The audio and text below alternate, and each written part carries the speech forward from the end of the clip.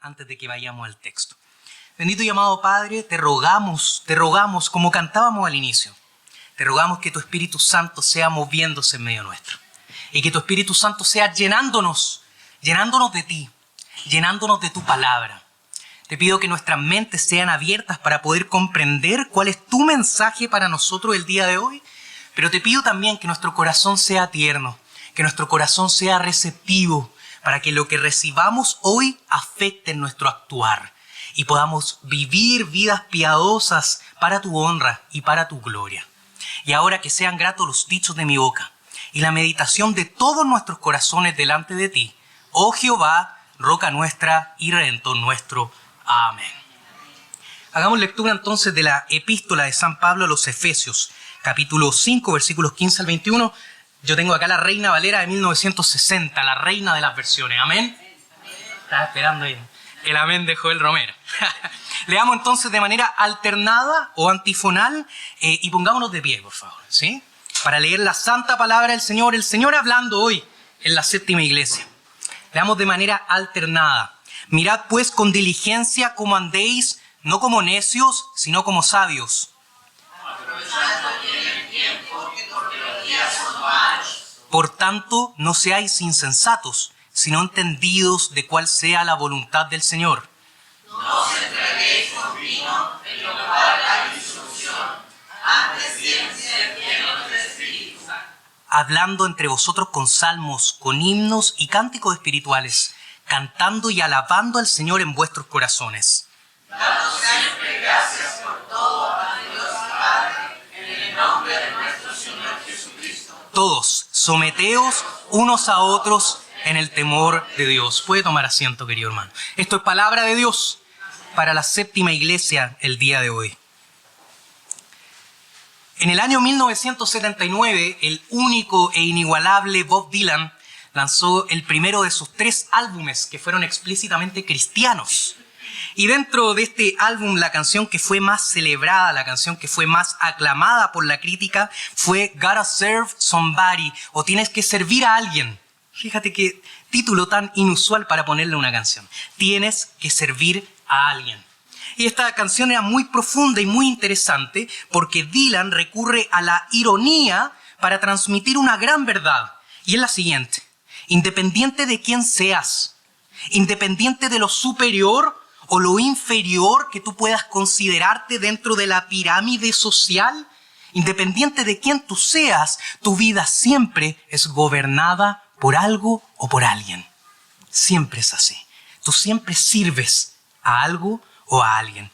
Y es por eso que Dylan dice, puede que seas un obrero que trabaja en una casa, puede que vivas en una mansión, puede que vivas en una cúpula, puede que tengas armas, puede que tengas tanques, puede que tengas propiedades, puede que incluso tengas bancos, pero vas a tener que servir a alguien. Sí, sin duda vas a tener que servir a alguien. Bueno, puede que sea el diablo o puede que sea el Señor, pero vas a tener que servir a alguien. Qué tremendo lo que nos dice Bob Dylan. Pero ¿sabe qué es aún más tremendo, queridos hermanos? Que lo que Pablo nos está diciendo en Efesios 5 es en gran manera similar. Tu vida es gobernada por algo. Siempre estás sirviendo a algo. Y el apóstol nos dice en este texto, puede que sea la necedad o puede que tu vida sea dirigida por la sabiduría. Puede que sea la insensatez o puede que tu vida sea regida por el conocimiento de la voluntad de Dios. Puede que sea el vino o puede que sea el Espíritu Santo. Pero eres gobernado. Así que más te vale que te gobierne aquel que verdaderamente es rey. Aquel que verdaderamente puede darte felicidad. Ese es el mensaje que Pablo nos está diciendo. Entonces, hoy día vamos a ver 2 grandes directrices que deben gobernar tu vida. 2 grandes directrices que deben gobernar tu vida. La primera es la sabiduría de Dios. La sabiduría de Dios, que está explícito en este texto. Y la segunda es el Espíritu de Dios. Una vida llena del Espíritu de Dios. Más te vale, dice Pablo, dice Dylan, que gobiernes tu vida por estas cosas. Así que comencemos con lo primero, queridos hermanos. Una vida gobernada por la sabiduría de Dios. En los primeros versículos de esta sección, observamos que Pablo continúa ahondando en la manera correcta en la cual el cristiano debía comportarse en medio del mundo que le rodea. Y es así que en el capítulo 4, versículo 1, Pablo les enseña a los creyentes que deben comportarse, que deben andar como es digno de la vocación a la que fueron llamados. Es así como en el capítulo 4, versículo 17, Pablo les enseña que no deben andar como los gentiles. Llegando al capítulo 5, versículo 1, Pablo les dice a los creyentes en Éfeso que deben ser imitadores de Dios como hijos amados. Y en el versículo 8, que lo vimos con nuestro pastor la semana pasada, se dice que los creyentes deben andar como hijos de la luz. Pablo está aplicando a la vida práctica, tú actuar, lo que él ha desarrollado a lo largo de esta epístola. Y él ahora agrega lo siguiente: tu comportamiento, la manera en la cual transitas el mundo que nos rodea, debe estar marcada, gobernada por la sabiduría. Pero no cualquier sabiduría. La sabiduría que proviene de la voluntad de Dios y por lo tanto está revelada en su palabra. Y es por eso que debes prestar atención a 3 cositas, dice el apóstol Pablo. 3 cosas a las cuales debes prestar atención para vivir esta vida sabia. En primer lugar, tu actuar. Tu actuar, tu tiempo y tu mente. Comencemos por lo primero, tu actuar. Fíjate en el versículo 15. Comienza diciéndonos lo siguiente: mirad pues con diligencia cómo andéis, no como necios, sino como sabios. De esta manera el apóstol Pablo nos está mandando a considerar cuidadosa y detenidamente, con precaución, a darnos el tiempo para pensar, para verdaderamente sopesar la manera en la cual te conduces a ti mismo, la manera en la cual regulas o gobiernas tu vida, tu accionar. Y la manera en la cual nosotros gobernamos nuestras vidas, nos dice Pablo, no debe ser marcada por la imprudencia, no debe ser marcada por la insensatez, no como los necios, sino por medio de una sabiduría práctica. Lo que Pablo nos está diciendo es: gobierna tu vida de manera que siempre apuntes a la piedad, siempre apuntes a la santidad, siempre apuntes a la integridad, porque eso es lo que hace una persona sabia. ¿Sí? Entonces Pablo en simples palabras te está diciendo lo siguiente, hermano: no vivas tu vida sin reflexión. Por favor, no vivas de esa manera. No vivas a tontas y a locas. Tu vida es un regalo. Tómatela en serio. Vive bien. Tienes un propósito y tienes una identidad gloriosa. Por lo tanto, vive de acuerdo a eso. Con integridad, con santidad, en coherencia. Sé sabio. Sé sabio, dice el apóstol Pablo. Entonces, por medio de estas palabras, querido hermano, querida séptima iglesia, la Escritura nos invita a la reflexión el día de hoy. ¿Qué estás haciendo con tu vida? ¿Qué estás haciendo con tu vida? ¿Cómo te estás gobernando? ¿Hacia dónde estás apuntando? ¿Te caracterizas por la imprudencia, por la insensatez o por la integridad y la piedad? Reflexiona acerca de eso, dice el texto. Reflexiona. Pero Pablo no tan solamente nos llama a gobernar nuestras vidas de acuerdo a la sabiduría, al prestar atención a nuestro actuar, sino también a nuestro tiempo. Y esto es muy interesante. Vamos al versículo 16. Nuestro tiempo. Dice: aprovechando bien el tiempo, porque los días son malos. Esta frase es espectacular, querido hermano. Esta frase me hizo muy feliz durante la semana mientras la estudié. La palabra aprovechar en este texto hace referencia a redimir o a comprar, a adquirir algo, ¿no? De hecho, hay algunos comentaristas que dicen que era la palabra que se usaba en los mercados, en las subastas, ¿ya? Yo compro algo. Y la palabra tiempo en este texto puede ser mejor entendida como un periodo definido y oportuno, y por lo tanto mejor traducida como oportunidad. Oportunidad. Entonces, fíjate, el apóstol te está diciendo esto: no malgastes las oportunidades que se te presentan para hacer el bien. No las malgastes, que no se te pasen por las manos. Aduéñate de las oportunidades para hacer el bien, no las dejes pasar. No malgastes tu tiempo, no malgastes tu vida, no desperdicies tu vida, porque la vida es corta, el tiempo es fugaz. No sigas viviendo de manera insensata, sino aprovecha esto y glorifica a Dios en tu vida. Eso es lo que Pablo nos está diciendo. Y este llamado toma urgencia por lo siguiente: porque los días son malos. ¿Qué quiere decir esto? Que existían peligros para la fe y peligros para la firmeza cristiana. Como lo que nos decía Ariel, en la liturgia. Esos peligros que experimentan ciertos cristianos en el mundo hoy eran comunes en este tiempo. Peligros espirituales. Vemos más adelante que Pablo nos va a decir en Efesios que nuestra lucha no es contra sangre ni carne. Hay problemas, hay pleitos espirituales en los cuales el creyente debe perseverar, pero también problemas físicos. Hay momentos en los cuales los días son malos y es difícil ser creyentes. Y queridos, no hace falta una meditación teológica muy profunda para darnos cuenta de lo siguiente.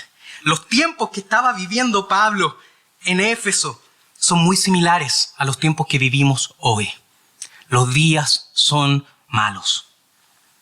Vivimos en tiempos de violencia. Vivimos en tiempos de polarización.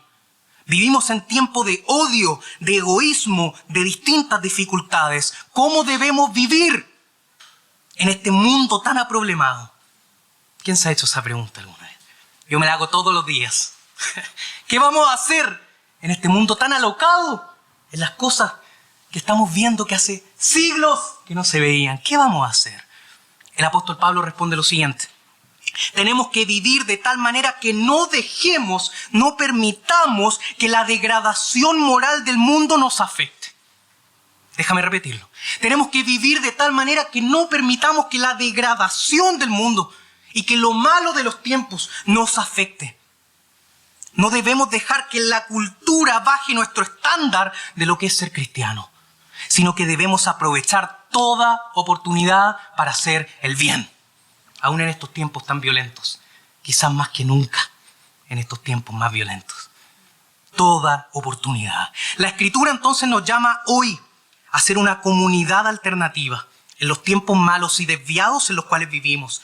Nos llama a preocuparnos activamente de las buenas obras, del servicio, del amor, de la solidaridad, de la caridad en un mundo lleno de odio y de desprecio. Procurando en todo, en cada oportunidad que se nos presente, dar testimonio de nuestro Señor y Salvador, dar testimonio de Jesucristo. Esa es la manera en la cual Pablo nos exhorta a vivir. Pero él no tan solamente nos llama a considerar la sabiduría en nuestro actuar y en el uso de nuestro tiempo, de nuestras oportunidades, sino también en la mente, que es lo que tú tienes que saber, de qué cosas tú tienes que apropiarte a un nivel mental. Fíjate el versículo 17. Por tanto, no seáis insensatos, sino entendidos de cuál sea la voluntad del Señor. El apóstol Pablo entonces concluye esta necesidad que tenemos de la sabiduría diciendo lo siguiente: no debes vivir tu vida sin reflexión. No vivas de esa manera. No debes vivir tu vida sin la búsqueda activa de sentido. No vivas de manera precipitada, no como los insensatos, sino que debes comprender las acciones y los deseos de Dios, o sea, comprender su voluntad.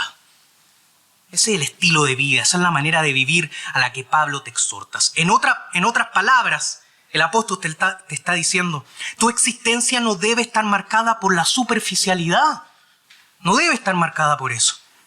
No debe estar marcada por el nihilismo, no buscar el propósito de la vida, no saber el sentido de la vida, sino que debes procurar entender profundamente la voluntad de Dios. Y esto es misterioso, querido hermano. Esto es complejo. ¿Quién se ha preguntado alguna vez cuál es la voluntad de Dios para mi vida? Y eso sin duda toma importancia en momentos clave de nuestra vida. ¿Debo aceptar este trabajo o no? ¿Debo cambiarme de casa o no? ¿Debo estudiar esta carrera u otra? ¿Debo casarme con esta persona u otra? Yo he visto, querido hermano, gente detener su vida ante el miedo y ante la incertidumbre de no conocer específicamente cuál es la voluntad de Dios para su vida. No saben qué decisión tomar, no saben cuál es la dirección de Dios, entonces detienen su vida. Se sumergen en la ansiedad. Querido, Pablo no nos está llamando, pon atención en esto, Pablo no nos está llamando a conocer toda la mente de Dios. Hay momentos en los cuales no sabemos cuáles son los secretos de Dios. Pablo no te está llamando a conocer todos los secretos, todos los detalles, todas las direcciones de la providencia de Dios. ¿Sabes por qué? Porque eso es imposible. ¿Quiénes somos nosotros, querido hermano, para conocer la mente del Señor? Sus propósitos, sus designios son elevados, como el cielo lo es a la tierra. Así están por encima de nosotros. No podemos comprender toda la mente del Señor. Sin embargo, lo que el apóstol sí nos está diciendo es que tenemos que aplicar en nuestras vidas lo que sí conocemos acerca de la voluntad de Dios. Lo que sí conocemos. ¿Y dónde están aquellas cosas que sí conocemos acerca de la voluntad de Dios? En la Escritura. La voluntad revelada de Dios. Acá está. Querido hermano, el apóstol entonces te está llamando a aplicar lo que la palabra de Dios dice de manera general o específica. Ya sea direcciones claras o aplicando patrones, aplicando ejemplos a tu vida. Y en eso tú conoces la voluntad del Señor. Y acá, en este libro que el Señor te ha regalado, nos alejamos de una vida insensata. Y eso es lo que el apóstol te está diciendo. Entonces hemos visto en este primer apartado una vida gobernada por la sabiduría de Dios. Hemos visto que nuestras acciones, el uso de nuestro tiempo y nuestras mentes deben ser moldeadas por esta sabiduría que proviene de la voluntad revelada de Dios. Pero nuestra vida también debe ser gobernada, en segundo lugar, por el Espíritu de Dios. Esto es muy lindo, esto es muy bello. Y eso nos lleva a nuestro segundo y último punto el día de hoy. Una vida gobernada por el Espíritu de Dios. Fíjate en el versículo 18. No os embriaguéis con vino, en lo cual hay disolución, antes bien sed llenos del Espíritu. Vamos a empezar a hablar de un tema polémico, querido hermano. No quiero mirar a nadie en este momento. No sean llenos de vino, no se embriaguen con vino, sino sed llenos del Espíritu Santo. ¿Qué está haciendo referencia Pablo, queridos hermanos, con este texto? Probablemente él se está oponiendo a dos concepciones que eran comunes en la época, pero eran erróneas. Y él se está oponiendo a estos dos escenarios. El primero es el siguiente. Pablo se está oponiendo claramente al poder controlador que el alcohol tiene sobre las vidas de las personas. Eso está haciendo Pablo. Justo se apagó la luz hablando de este tema. Fíjate, lejos de ofrecer un momento de gusto, lejos de ofrecer un momento de alegría, lejos de anestesiarte frente a dolores y ansiedades que puedes tener en tu corazón, el alcohol no va a generar lo que te promete. Es un experto en el disfraz, es un mentiroso, sino que las borracheras y la adicción, el alcoholismo es destructivo a tal punto que deja tu vida en abandono y la deja de manera incorregible y pródiga, disolución. Eso está diciendo Pablo. No te seduzcas por las tentaciones del vino, porque te va a agarrar en un círculo vicioso de control y de autodestrucción. En cambio, sé lleno del Espíritu. Sé lleno del Espíritu. Sé controlado por el Espíritu, dice Pablo. Y ahí verdaderamente tú vas a cantar de gozo. Ahí verdaderamente tú vas a tener propósito. Y ahí verdaderamente tú vas a tener una vida correcta. Así que esa es una de las cosas que Pablo probablemente está haciendo referencia en este versículo. Se está oponiendo al poder controlador y a las promesas vacías del vino. Pero quizás el apóstol Pablo también se está oponiendo, en segundo lugar, a los antiguos cultos griegos. Sobre todo el culto a Dioniso, en el cual en estas religiones antiguas se incluía alcohol en exceso con el propósito de inducir trances y de introducir distintos tipos de éxtasis que estimulaban la reflexión ante estos dioses paganos. ¿Sí? Entonces Pablo está diciendo de esta manera que en la religión cristiana, que es la religión única y verdadera, no dependemos de estos trances pecaminosos, sino del control del Espíritu Santo, en el cual hay moderación y en el cual hay verdadero gozo. Entonces, ya sea que tú prefieras cualquiera de estos dos escenarios, la verdad es que el mensaje del apóstol Pablo es claro y es el mismo. No debemos ser controlados por el alcohol, sino que debemos ser llenos del Espíritu Santo. ¿Qué significa esto, querido hermano? ¿Qué significa la llenura del Espíritu de Dios? ¿Qué significa? Sin duda hay ciertos sectores de la cristiandad que han enfatizado eso, ¿cierto? Y ellos otorgan distintas definiciones de lo que es una vida que se caracteriza por estar repleta del Espíritu de Dios. Pero Pablo nos dice lo siguiente en este texto. Ser lleno del Espíritu quiere decir simplemente que eres gobernado por la tercera persona de la Trinidad. Eres gobernado por el Espíritu Santo, de tal manera que la palabra de Cristo y la paz de Cristo gobiernan tu corazón. De manera que eres lleno del fruto del Espíritu. Amor, gozo, paz, paciencia, benignidad, bondad, fe, mansedumbre, templanza. de tal manera que caminas de manera piadosa y en amor para la gloria de Dios. Estás lleno de Dios y vives de manera santa para la gloria de Dios. Eso es ser lleno del Espíritu, nos dice el apóstol Pablo. Y este es el estilo de vida que este texto nos exhorta a buscar continuamente. La dependencia total del Espíritu y no de otras cosas pecaminosas, no de promesas vacías, la dependencia total del Espíritu. Pero ¿cómo se ve la llenura del Espíritu Santo en la vida? ¿Cómo luce una persona gobernada por el Espíritu de Dios? ¿Habla lenguas? ¿Balbucea? ¿Está en trance, en éxtasis? O decimos, oh, el Espíritu de Dios está acá con poder. ¿Así se revela en tener experiencias místicas? He visto en redes sociales unos pastores que interpretan este texto y dicen, bueno, el apóstol está hablando de embriagarse con vino, entonces ser lleno del Espíritu Santo significa embriagarse, pero del Espíritu Santo. Entonces ellos empiezan a actuar como que estuvieran curados, pero dicen, el Espíritu Santo me embriagó. ¿Eso significa ser lleno del Espíritu Santo? Eso es una estupidez, hermano. Eso es una estupidez.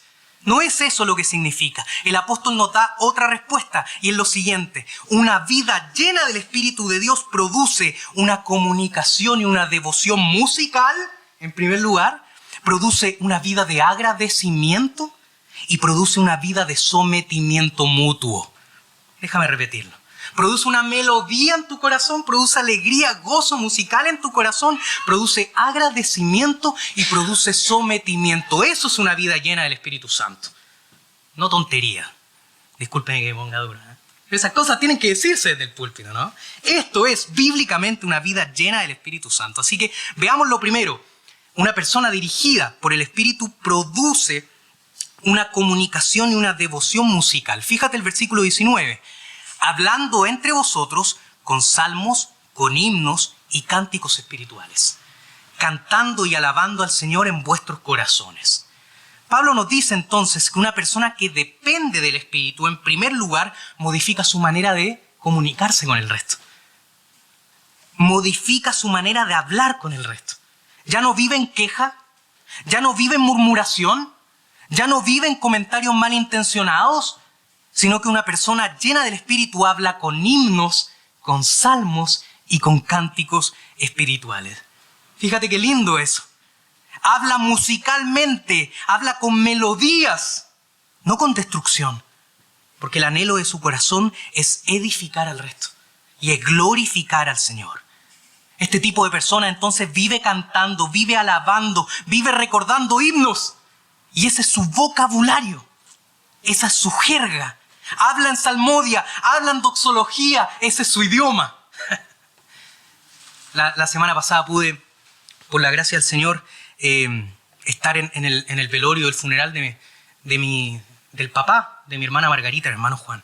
Y fue hermoso ver el amor que él tenía por los salmos y cómo las personas recordaban su amor por los himnos. Y como él se fue cantando, nos decía nuestra hermana hoy, eso es una persona llena del Espíritu Santo.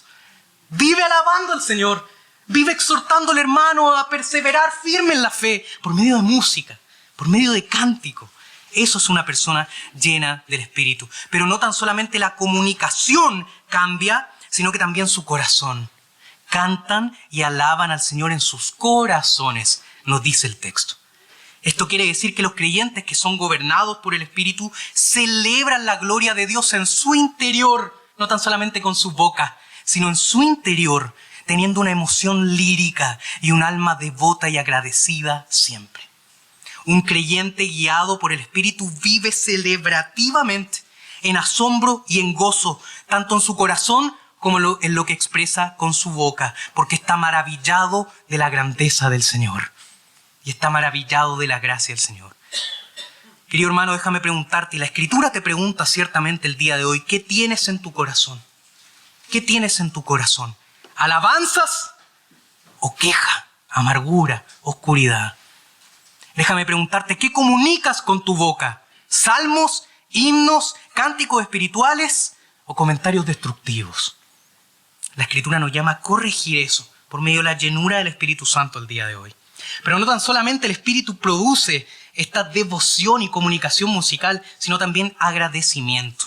Fíjate en el versículo 20.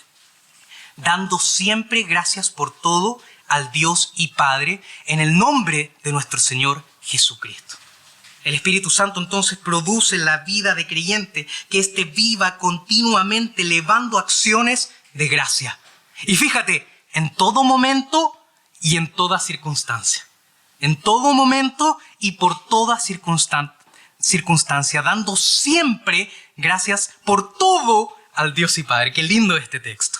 El creyente no tan solamente agradece en momentos de abundancia y comodidad entonces. No tan solamente agradece cuando la vida es color de rosa, sino que él es capaz de ver la mano amorosa de Dios detrás de todo. Detrás de todo. Y es capaz de ver cómo todo le ayuda bien por la gracia y el amor de Dios el Padre. Entonces agradece. Agradece en todo momento y por toda circunstancia.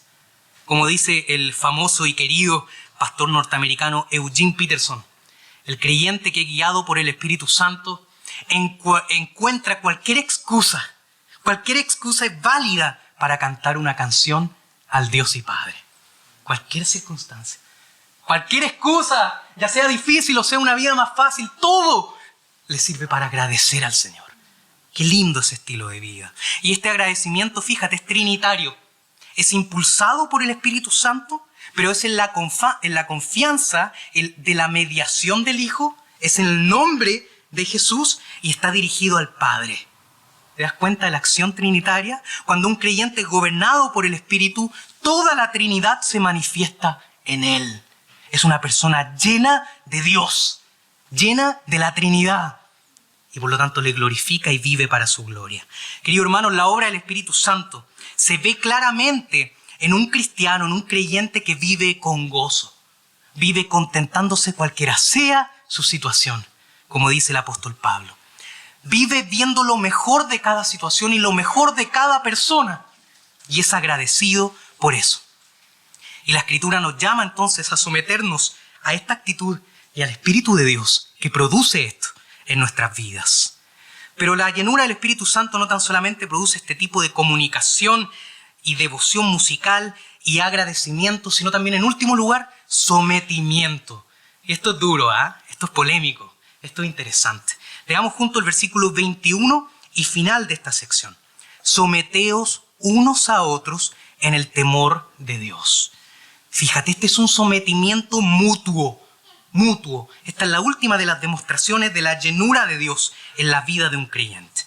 Y sin duda, querido hermano, el sometimiento en este pasaje ha sido debatido y ha sido abusado por algunos contextos, ¿no? Ojalá mediten después lo que voy a decir ahora en la grabación. Pero hay algunos en los cuales este sometimiento aplica solamente a las casadas, en lo que está a punto de decir Pablo en el versículo 22.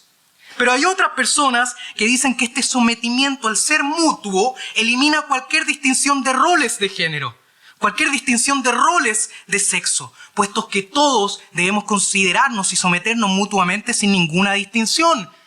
¿Quién tiene la razón frente a este debate? Queridos hermanos, hay que establecer lo siguiente. El debate entre roles de género, el complementarismo y el igualitarismo, no es lo que Pablo tenía en mente al escribir este texto. Paremos de ver debate y peleas donde no la hay. No es lo que Pablo tenía en mente al escribir este texto, sino que lo que Pablo está desarrollando es lo siguiente. Los cristianos deben considerar al resto, préstame atención, esto significa someterse mutuamente. Los cristianos deben considerar al resto como superiores a sí mismos. Como superiores a sí mismos. Y por lo tanto deben escuchar sus consejos. Deben escuchar las advertencias, vengan de quien venga. Y cuando es de acuerdo a la palabra de Dios, debe obedecer. El cristiano debe ser humilde, debe ser servicial, debe ser considerado y debe ser amoroso, sin importar el lugar en la jerarquía social que tenga el resto, que tenga quien nos está hablando, sin importar. Eso es someterse mutuamente, ser humilde y por lo tanto considerar al resto. Y es cuando tenemos claro que esta es la manera en la cual debemos relacionarnos los unos a los otros, con humildad y en amor. Cuando tenemos esto claro en nuestras relaciones, entonces no es gravoso que, como dice el versículo 22, la mujer se someta a su marido. No es gravoso. ¿Por qué? Porque su marido es manso y humilde. como el Señor es manso y humilde. Y su marido se va a entregar a sí mismo por ella. El marido se entrega a sí mismo por la esposa, como Cristo se entregó a sí mismo por la iglesia. Cuando existe este tipo de humildad en las relaciones, entonces no es gravoso hablar de sometimiento. Lo que Pablo está queriendo transmitir entonces, queridos hermanos, es que la iglesia no se caracteriza, fíjate, la iglesia no se caracteriza por relaciones opresoras. La iglesia no se caracteriza por relaciones maltratadoras e inhumanas, sino que todos los integrantes de la iglesia, independiente de quién sean, se relacionan en humildad y en amor, reconociendo que nadie es superior a nadie acá. Nadie es superior a nadie, porque todos somos iguales en nuestro bautismo.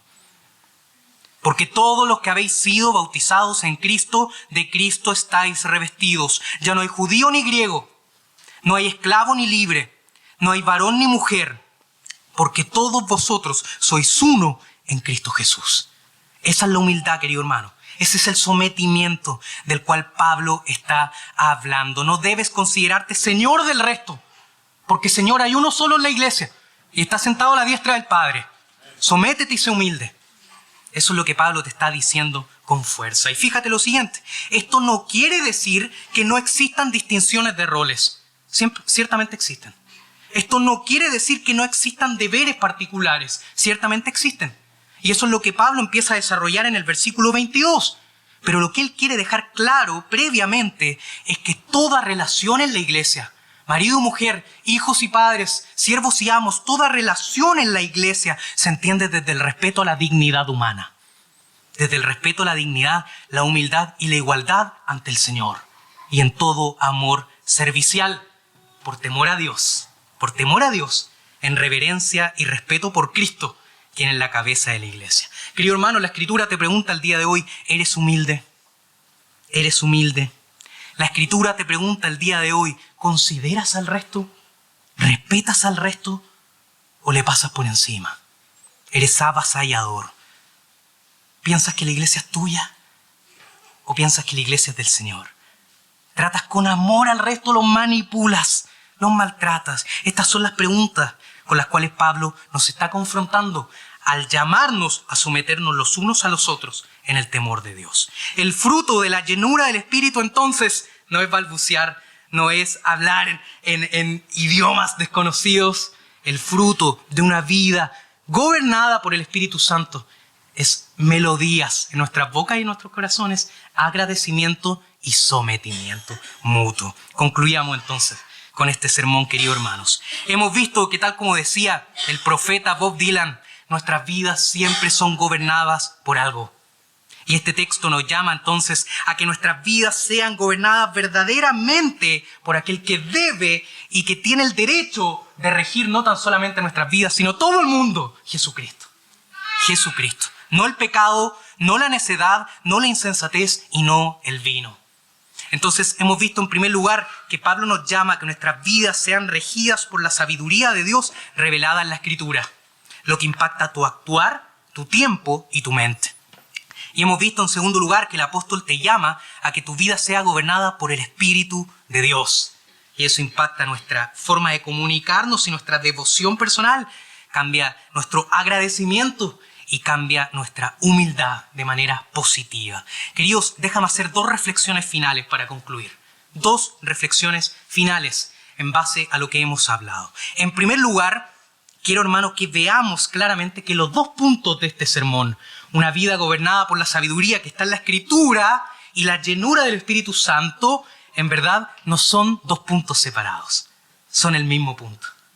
Estar lleno de la palabra de Dios, estar lleno de la Escritura, es ser lleno del Espíritu Santo. ¿Por qué digo lo siguiente? En Colosenses capítulo 3, ¿se acuerda cuando estudiamos Colosenses? En el capítulo 3, los versículos 16 y 17, que también me tocó hablarlo a mí, Pablo comienza a desarrollar las consecuencias de que la palabra de Cristo more en abundancia en la gente. ¿Sí? Las consecuencias de estar llenos de la palabra de Cristo, la palabra de Dios. ¿Y cuáles son las consecuencias de esto? Dice Pablo, y esto es sorprendente.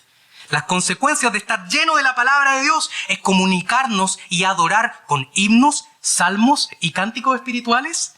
Y otra consecuencia es dar gracias en todo por medio de Jesucristo. ¿A qué te suena? A lo que acabamos de ver el día de hoy. A eso nos suena. Entonces, en el pensamiento de Pablo, el espíritu no es enemigo de la letra, como dicen algunos sectores. El espíritu no es enemigo de la palabra de Dios, sino que son amigos, están íntimamente relacionados. ¿Cómo puedo ser lleno del Espíritu Santo entonces? ¿Tengo que esforzarme más? ¿Tengo que depender más de mis méritos? ¿Debo depender más de mi disciplina personal? No. Sumérgete en la palabra de Dios. Sumérgete en la palabra de Dios. Porque ser lleno de la palabra de Cristo es ser lleno del Espíritu Santo. Vea las Escrituras, como lo estamos haciendo como iglesia, diariamente. Y ve en este libro que Dios ha inspirado, ve la inmensa gracia que el Padre, el Hijo y el Espíritu Santo han tenido contigo a lo largo de todas estas páginas. Y de esa manera crece en asombro, crece en agradecimiento. Y esa es la manera en la cual el Espíritu Santo te llena de Él. No vas a ser lleno del Espíritu por tu mérito, sino por medio del actuar de Dios en tu vida, por medio de la Escritura. Ese es el pensamiento del apóstol Pablo. Y en segundo lugar, déjame terminar con esta reflexión. Quiero resaltar que la llenura del Espíritu Santo es un proceso que todos los cristianos buscamos a lo largo de nuestras vidas. Pero seamos honestos, a veces damos un paso y damos dos para atrás. Subimos un escalón y bajamos dos. Es un proceso continuo y en el cual muchas veces fallamos. Por eso quiero dejar en claro lo siguiente.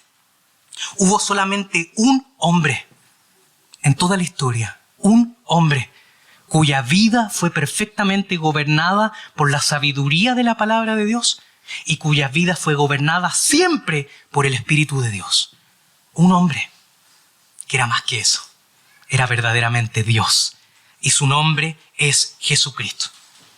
Y Jesús, viviendo esta vida perfecta, viviendo esta vida sin pecado, se entregó a sí mismo por la iglesia, querido hermano. El justo por los injustos. Aquel varón perfecto y libre de pecado muriendo por pecadores como tú y yo. Eso es verdad. Ese es el mensaje del Evangelio, ese es el mensaje de la iglesia. De tal manera que por su muerte, su sepultura, su resurrección y su ascensión, hoy tú y yo podemos ser justos delante de Dios. Y podemos ser salvos delante de Dios. Y podemos caminar con este espíritu que descendió en Pentecostés hasta el momento en que Cristo regrese. Todo por ese varón perfecto. Entonces, querido hermano, no vas a ser lleno del Espíritu Santo por tu propio mérito, sino que vas a ser lleno del Espíritu de Dios, deleitándote, abrazando, aceptando, disfrutando y experimentando la gracia de Jesucristo. La gracia de Jesucristo, revelada en el Evangelio, revelada en las Escrituras. Es solo entonces que una vida de santidad, gozo, sabiduría y agradecimiento es posible. Entonces las Escrituras te llaman hoy, querido hermano, a ir a Jesucristo. Ir a Jesucristo y contemplar su belleza, contemplar el sacrificio de aquel que vivió verdaderamente gobernado por Dios, con el fin de que el Espíritu Santo nos dirija y nos haga semejantes a Jesucristo, nos haga seguir sus pisadas, siendo también nosotros gobernados por la sabiduría de Dios y por el Espíritu de Dios. Oremos para terminar, querido hermano. Bendito y amado Señor, te damos gracias por tu palabra. Te damos gracias porque solamente en